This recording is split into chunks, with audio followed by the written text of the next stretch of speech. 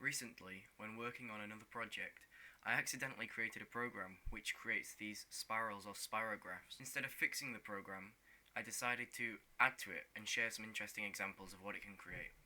Here, there are several points connected by lines to the midpoint of the spiral. Each iteration, the location of each point changes. The further away the point is, the faster it will move. So it will begin to fold back onto itself and create really interesting patterns. I also added several settings which can be changed to create completely different spirographs. They are background colour, spiral colour, number of points, angle increase, line thickness, size increase, and speed.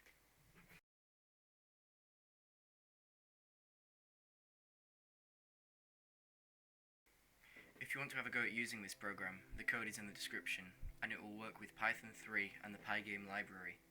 Here are several examples of what can be created using it.